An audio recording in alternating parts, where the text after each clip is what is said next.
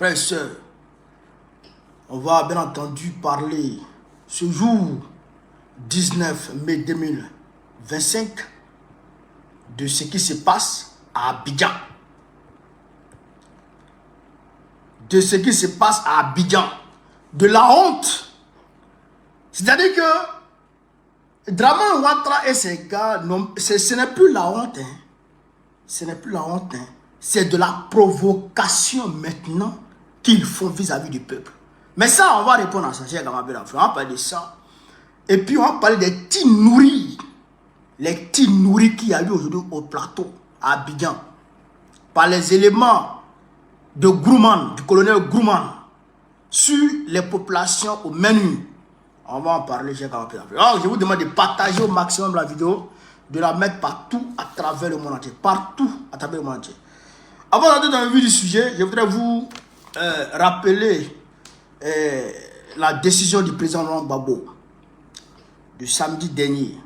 Le président a rencontré les fédéraux de la Côte d'Ivoire, les fédéraux PPACI, les fédéraux de notre parti au siège le samedi dernier. Il les a mis en mission pour aller récolter, chers camarades pédophiles, ou bien pour aller récolter les parrainages citoyens. Les parrainages citoyens pour l'élection présidentielle d'octobre prochain. Donc, rapprochez-vous de vos fédéraux, de vos coordinateurs et de tous les cadres du PPACI avec vos cadres d'électeurs. Vous comprenez ça? Allez-y parrainer le président parce qu'on doit avoir 1% de parrainage déjà. On doit avoir 1% déjà de parrainage avant d'aller aux élections. Nous là, on veut aller aux élections. Et donc, il est important de montrer au monde entier, de démontrer aux yeux du monde que Laurent Gbagbo, il ne boycotte pas les élections. Que Laurent Gbagbo, il veut aller aux élections et il se donne tous les moyens pour aller aux élections. C'est eux là qui boycottent les élections. C'est eux qui ne veulent pas qu'il y ait élection en Côte d'Ivoire. Donc allons, on va parrainer la candidature du président Laurent Gbagbo. Vous avez compris? Voilà. Donc, si vos fédéraux viennent vers vous, exécutez rapidement les ordres. Et puis, ceux qui sont ici, ceux qui souvent dans les grains, disent non, c'est pas la peine, c'est ceci, c'est cela. Et on n'a qu'un seul chef. Le chef, c'est le président Laurent Gbagbo. Quand il dit faites ça, on fait. On s'exécute, on ne discute pas trop. Voilà. Le PPA, c'est là. On est comme, c'est-à-dire que des militaires, on exécute les ordres avant de demander le pourquoi du comment. Donc, allez-y, parrainez le président Gbagbo qui était ici. Quand il a dit ça, on va maintenant rentrer dans le vif du sujet. Yorobman. Tout le monde, on pompe les cœurs. Tout le monde, on pompe les cœurs. Tout le monde, on pompe les cœurs. Pomper les cœurs, poids. Frère! Ah non. On va parler d'abord des tirs qu'il y a eu au plateau aujourd'hui avant d'aller parler de leur convention à 2 balles. On va parler des tirs qu'il y a eu aujourd'hui. Frère! Ah, aujourd'hui, les éléments de Grumman ont ouvert le feu sur les transporteurs. Je répète ici, les éléments du colonel Grumman, officier de l'armée de l'armée dramanistanaise, ont ouvert le feu sur les transporteurs de la MACA. La MACA, mutuelle des transporteurs de Côte d'Ivoire ou quoi là. Je vais vous donner la définition tout à l'heure, vous allez voir. Ils ont ouvert le feu sur ces transporteurs aujourd'hui. Et il y avait des miliciens. Il y avait des miliciens parmi ces éléments-là qui ont tiré. Il y a eu des blessés aujourd'hui. Il y a eu des blessés aujourd'hui. Au plateau même. Il y a eu, vous allez voir. Vous allez voir. Mais ça là, si c'était dans l'AES, ah là là, actuellement, c'est-à-dire que les médias français, les médias propagandistes allaient être en train de crépiter. Ça allait crépiter partout à travers le monde. Imaginez, Ouagadougou, on tire comme ça sur les gens.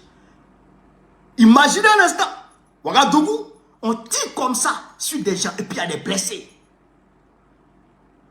Non, c'est-à-dire que les médias propagandistes du monde des démons, mais allaient crépiter France 24, RFI, quoi. Ils auraient fait des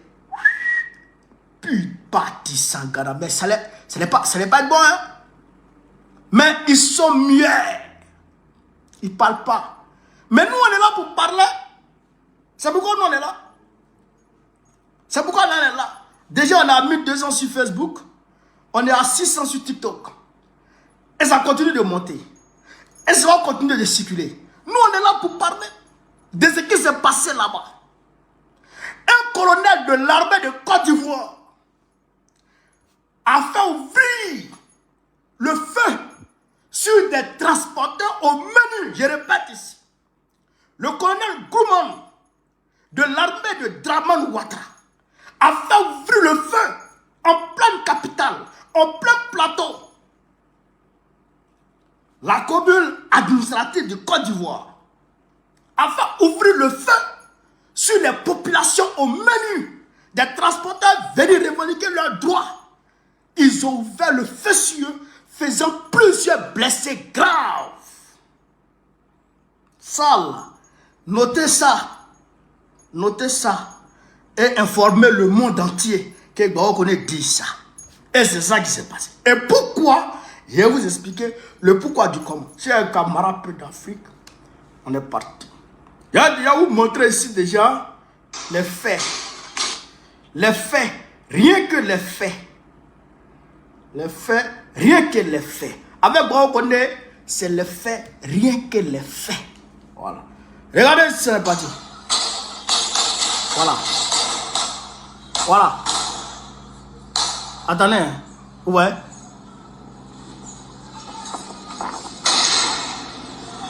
C'est au plateau, hein.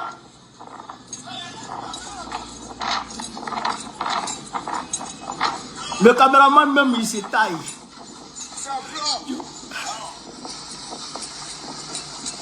Yo, on ne sait pas quand est-ce que folie peut commencer. Le caméraman lui-même se cherche. Mais ce que je voudrais vous montrer ici, regardez. Ce que je voudrais vous montrer, il faut qu'on voit ça. Voilà. Voilà. Vous voyez? Vous voyez celui-là? Vous voyez? Vous voyez les deux là? Ça, c'est pas des militaires, ça. Les deux là. C'est pas des militaires. En tout cas, ils sont pas en tenue militaire. Ils sont en civil. Mais ils ont l'arme à feu. Les deux là, ils sont armés. Vous voyez? T-shirt rouge. Et puis t-shirt noir, chapeau noir ou chapeau gris. Chapeau noir. Vous voyez, vous les voyez? Ils sont armés. C'est des miliciens. Ceux-là, c'est des microbes du colonel Gouman. Les deux là. Vous voyez? Voilà. Ils tirent. Ce n'est pas des tirs de sommation. Ce n'est pas des tirs. Les tirs de sommation, c'est en direction, c'est en l'air. Les tirs de sommation, c'est en l'air ou bien en bas. Ou bien on tire au sol, ou bien on tire en l'air. Mais tirer comme ça dans la direction des gens, ce n'est pas des tirs de sommation. C'est des tirs pour tuer les gens. Ça, c'est des tirs pour tuer les gens. Est-ce que vous comprenez ça? Vous comprenez ça? Ça, c'est des tirs pour tuer les Ivoiriens. Et il y a eu des blessés. Je n'ai pas montré les blessés si ce n'est pas que les réseaux là s'affolent et me créent des problèmes. Il y a des blessés. Ils ont tiré sur les gens. Bon, regardez maintenant. Regardez chez Kamar Pédafrique. Regardez. Regardez le police. Regardez le militaire. Voilà, il a calache. Hein. Il a calache. Hein. Il a appelé. Hein. Il a appelé. Hein.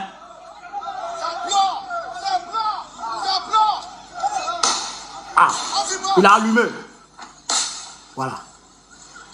Voilà.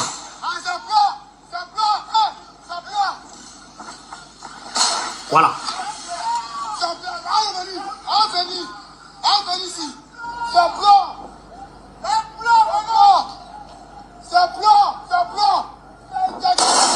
Voilà.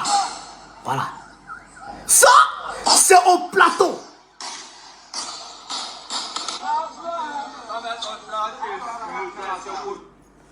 Ça, c'est au plateau.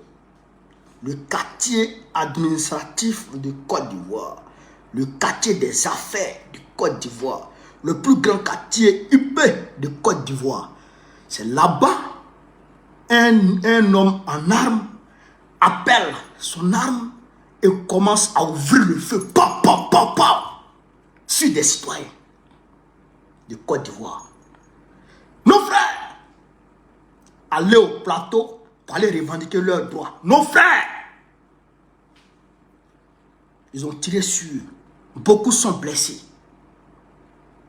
Beaucoup sont blessés. Ça, c'est à Abidjan, c'est au plateau. Tout le monde connaît le plateau, non? Vous connaissez le plateau, non? Ça, c'est au plateau.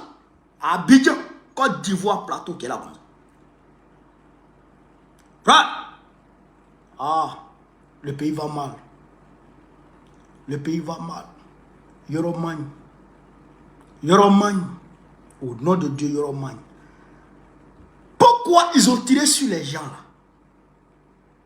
Est-ce qu'ils sont allés agresser des gens? Est-ce qu'ils sont allés... D'ailleurs, est-ce qu'ils sont allés manifester même? Ils n'étaient même pas dans une forme de manifestation. Ils étaient allés installer un directeur intérimaire de leur MACA, de leur mutuelle de transporteurs. Voilà, mutuelle d'assurance des transporteurs de Côte d'Ivoire. En tout cas, c'est une mutuelle d'assurance des transporteurs de Côte d'Ivoire, MACA. Et donc, c'est cette mutuelle-là, c'est le directeur de cette mutuelle-là qui est allé installer au plateau. Vous comprenez? Parce que l'ancien DG, l'ancien directeur général de la MACA, qui s'appelle Ousmane Eli Guédou, a été forcé de démissionner. Il a été forcé à démissionner pour scandale de fraude sur nationalité et de détournement de fonds.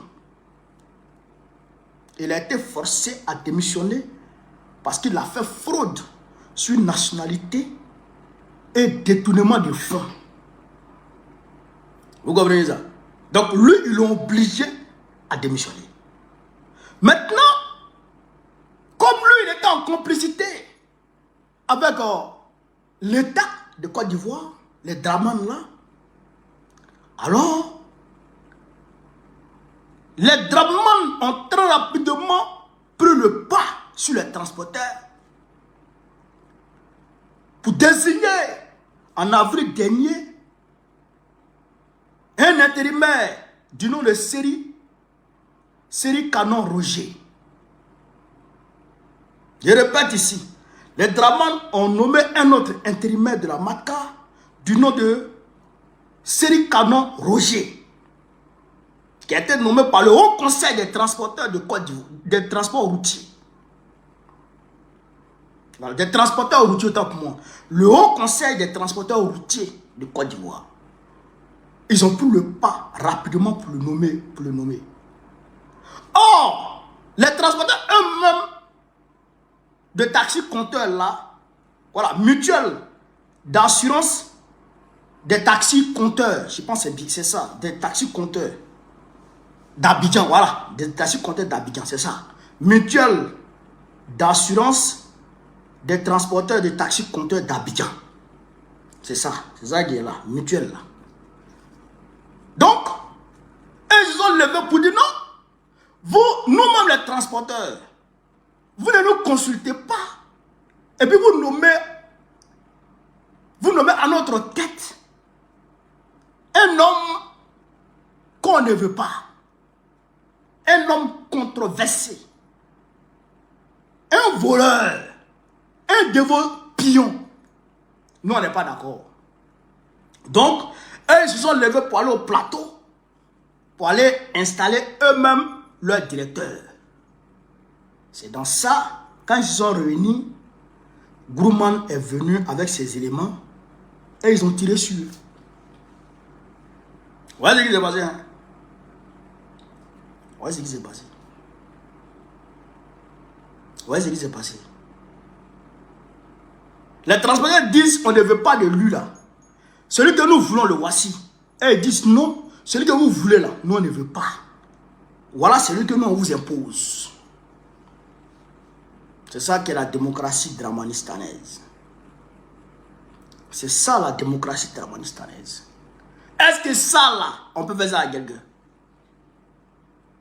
Est-ce que ça là, on fait ça à quelqu'un? Donc, les gens sont fâchés. Et ils ont manifesté. Ils ont tiré sur eux. Je me tiens ici, aux côtés de nos frères transporteurs, qui se réveillent matin, bonne heure. À 4 heures déjà, ils sont debout. Pour faciliter le déplacement des populations de Côte d'Ivoire. Ils coupent les sommeils. Ils sont debout. Ils essuient toutes sortes d'humiliations, toutes sortes d'injures de la part de certains clients qui, pour certains, sont de mauvaise humeur, pour d'autres, sont impolis de nature. Ils essuient toutes sortes comment on appelle ça, d'humiliation. Je voudrais me tenir aux côtés de nos frères transporteurs. Je vous soutiens. Vous avez mon soutien à 100%, chers frères. Vous avez mon soutien à 1000%, chers frères et sœurs. Et si ce combat-là, vous avez besoin de moi, je suis opérationnel. Si j'ai vous dénoncer quoi que ce soit, je suis là. Je suis à votre entière disposition pour mener ce combat. Parce qu'on ne peut pas accepter que des gens qui sont placés quelque part là-bas décident de qui va diriger la mutuelle des gens qui sont sur le terrain. Ça, c'est pas possible. Ça, c'est pas possible. Ça, on n'accepte plus ça. On accepte. Il faut leur donner leur souveraineté. Avec qu'ils puissent choisir qui ils veulent. Avec qu'ils puissent choisir qui ils veulent.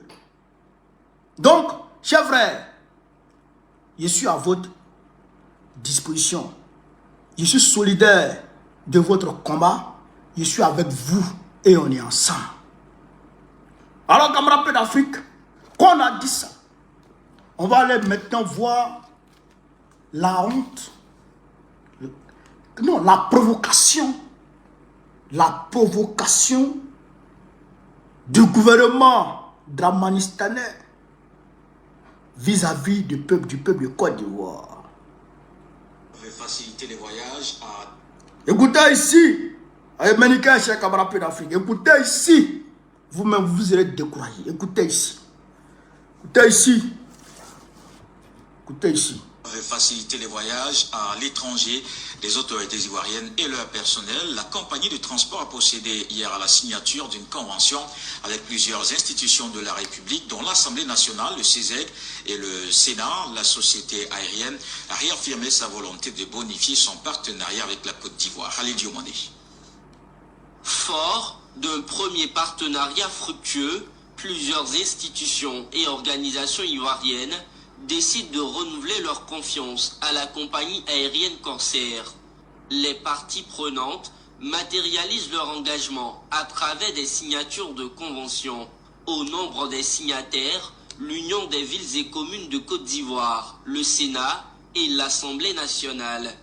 La convention que nous venons de signer avec la compagnie Corsair porte sur des réductions des coûts des billets d'avion, opère à des tarifs préférentiels sur les lignes de Corsair, tant pour les voyages professionnels que privés, en plus de permettre aux officiels ivoiriens et à leurs familles de voyager à moindre coût. Nous nous félicitons également de ce partenariat qui leur offre l'opportunité de bénéficier de prestations de l'hôpital américain de Paris à des conditions préférentielles. Au-delà du service de transport, l'entreprise aérienne veut être un partenaire de premier plan dans le développement socio-économique. Ah, vous avez entendu vous avez entendu l'Assemblée nationale, le Sénat, l'Union des mairies et communes de Côte d'Ivoire. Ils ont signé un accord, un partenariat, une convention avec la ligne Corsair pour voyager à moindre coût avec leur famille et pour leur permettre aussi de se soigner à moindre coût aussi à l'hôpital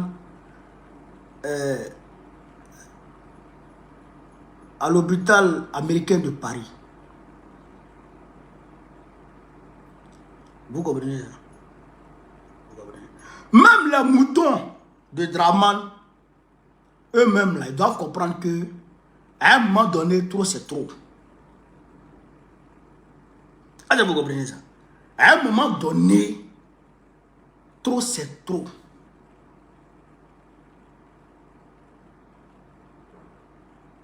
Comment vous pouvez aller signer des conventions pour permettre à vous et vos familles de partir? De partir facilement. Ça là, c'est par rapport aux élections qui viennent là. Ça là, c'est par rapport à octobre. Zouzou, ça savez mon frère.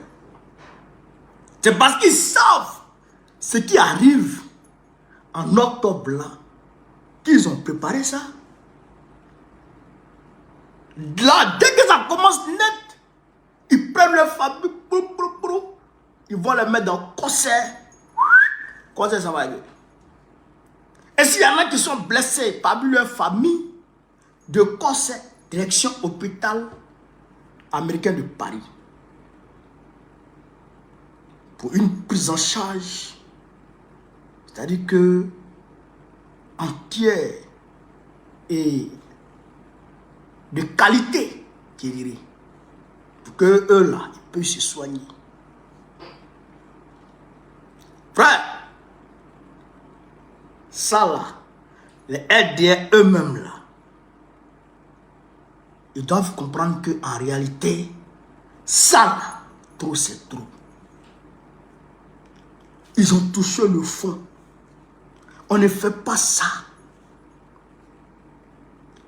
Mais, et le peuple de Côte d'Ivoire, vous, l'Assemblée nationale, vous les députés, vous les sénateurs, vous qui avez été élus par le peuple de Côte d'Ivoire, vous qui avez été élus par le peuple de Côte d'Ivoire, c'est vous, normalement, au lieu de travailler pour le peuple de Côte d'Ivoire, au lieu de travailler à l'intérieur du peuple de Côte d'Ivoire, vous laissez le peuple de Côte d'Ivoire et vous travaillez pour vous et vos familles. C'est-à-dire que le peuple de Côte d'Ivoire, est-ce qu'il se soigne maintenant? Est-ce qu'il ne se soigne pas? Est-ce qu'il mange? Est-ce qu'il ne mange pas? Est-ce qu'il dort bien? Est-ce qu'il ne dort pas bien? Et ils s'en tapent. Ce qui les intéresse, c'est est-ce que leurs familles vont bien? Est-ce que leurs proches vont bien? Est-ce que leurs enfants peuvent aller étudier? Mais quand il y a Camara, sa fille étudie aux États-Unis. Sa fille étudie aux États-Unis. Alors qu'elle était ministre de l'Éducation nationale. Sa fille étudie aux États-Unis. Frère, est-ce que ça là, est-ce que c'est normal de vous avoir? Est-ce que ça, c'est normal? Le peuple là, est-ce que c'est pas lui qui vous a choisi? Est-ce que c'est pas lui qui vous a mis là? Mais pourquoi vous lui faites ça? Pourquoi on fait ça au pays de Côte d'Ivoire? Quand on parle, les gens disent de la récupération politique, c'est ceci, c'est cela. Mais je vous ai dit depuis longtemps, Draman Ouattara et ses sbires ne sont pas là pour le pays de Côte d'Ivoire. Ils considèrent la Côte d'Ivoire comme une entreprise. Ils considèrent la Côte d'Ivoire comme une entreprise C'est pourquoi ils se donnent tous ces privilèges. C'est pourquoi ils se donnent tous ces privilèges. Et ils s'en foutent du peu de Côte d'Ivoire. Ils sont là pour s'enrichir. Ils s'enrichissent. C'est pourquoi la Cour des comptes a frappé. 600 milliards ont disparu. 600 millions ont disparu entre Adama Bitogo et puis Alassane Ouattara. Jusqu'à présent, les 600 millions ne savent pas d'où c'est parti. Frère, c'est l'argent de Côte d'Ivoire que les gens là utilisent comme ça. L'argent de plus de 30 millions de personnes. Cette petite poignée d'oligarques. Frère, est en train de dilapider comme ça. Une petite poignée de bourgeois sont en train de dilapider l'argent de plus de 30 millions de personnes. Ah, c'est compliqué. C'est compliqué. Parce que ceux-là, les Kanya Kamara là, avant d'arriver au pouvoir, là, ceux-là pouvaient faire quoi? Ceux-là pouvaient voyager par en France 2 fois dans le mois, dans l'année. Si elle n'a pas mangé benzin, ceux-là n'avaient rien. Quand ils sont arrivés au pouvoir, qu'ils ont commencé à voler l'argent des Ivoiriens. C'est ça qu'ils prennent pour se construire ce train de vie. Pendant ce temps, le peuple, lui, il meurt de faim. Pendant ce temps, on tire sur les transporteurs qui sont allés revendiquer de meilleures conditions de leur mutuelle. On tire sur eux, vous n'avez pas le droit à la parole. C'est lèse-majesté et ses disciples qui peuvent manger, qui peuvent vivre dans ce pays. Frère, c'est insultant. Trop, c'est trop. Trop, c'est trop. Trop, c'est trop. On ne va pas accepter ça là. Hein. Ce qui est là, là. On ne va pas accepter ça. On ne va pas accepter ça. Et je demande à Kandia Kamara de démissionner. Parce que c'est la honte totale. Ça aurait été d'autres pays. Les gens allaient se lever. Ça là, ça c'est des causes de révolte. Ça là, les choses comme ça là, ça révolte les peuples. Nous on vous a mis là pour gérer notre argent. Et vous privilégiez vos familles. On vit au-dessus de tout le monde pour nous narguer. Non mais le peuple se lève dans d'autres pays. Dans d'autres contrées du monde. Ça là, tu fais ça en Europe. Pas Tissakana. Le peuple se lève en même temps. Mais nous, en Côte d'Ivoire, jusqu'à présent, c'est encore compliqué. C'est encore compliqué. Mais il faut que le peuple comprenne que ce genre de choses-là, c'est pas normal. On ne peut pas faire de vous des élus et puis après, au lieu de travailler pour nous, vous travaillez pour vous et vos familles.